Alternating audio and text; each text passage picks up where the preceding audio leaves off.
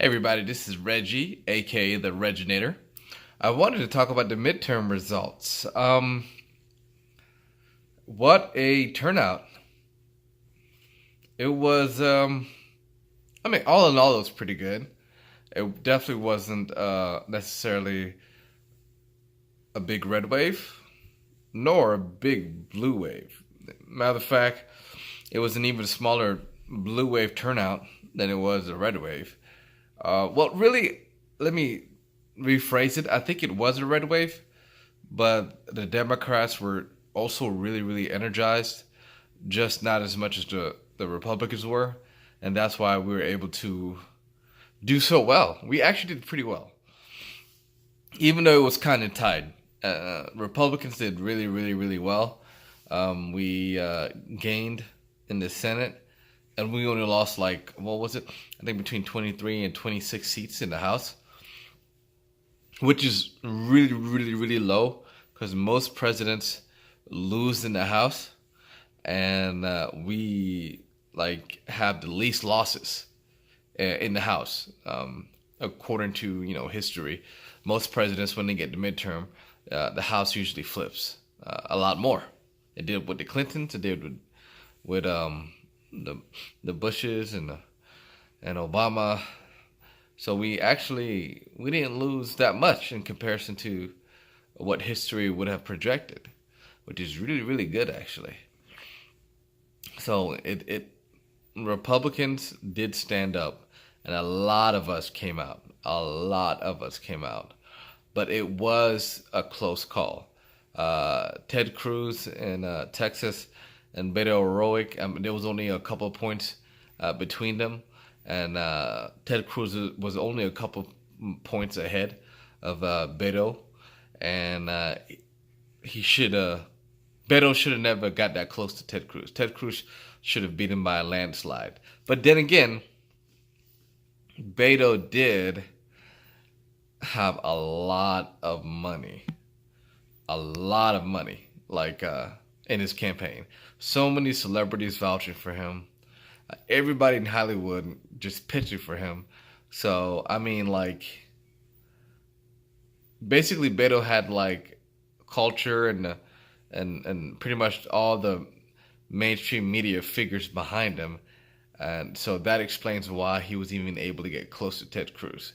It makes sense actually that he would even get that close. But I hear they're trying to get him ready to become president. I guess he would be the Democrat choice because they really don't have anybody else. They're not going to pick Elizabeth Warren. She's a joke. Clinton's too old. Hillary's too old, so that's not going to work. Also, Florida. Surprise, surprise. Who would have thought that Florida would have went red?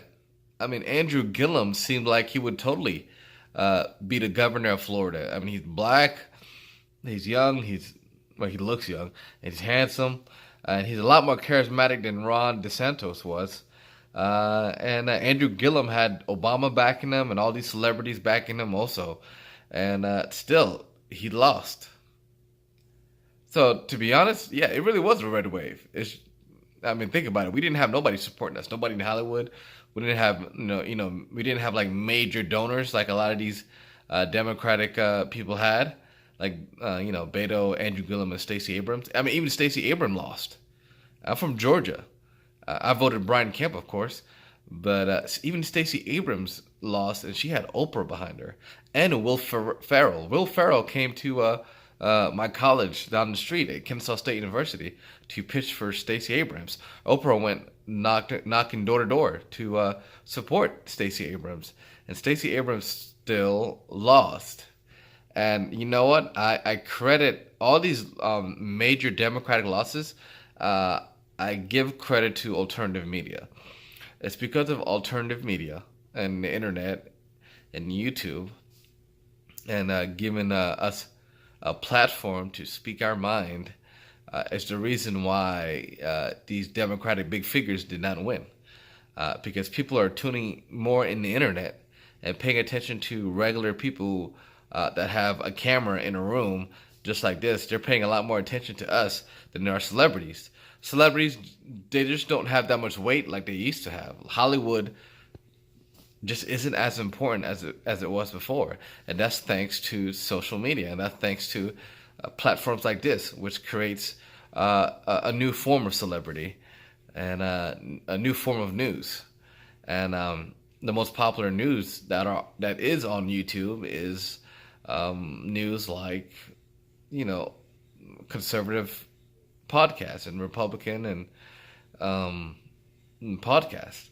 So it makes sense that the Democrats would have so much, you know, so much closeness to win in these important states. Uh, but it also makes sense how we were able to beat them, because people are paying attention to people who were speaking outside of the Hollywood echo chamber and the mainstream media echo chamber.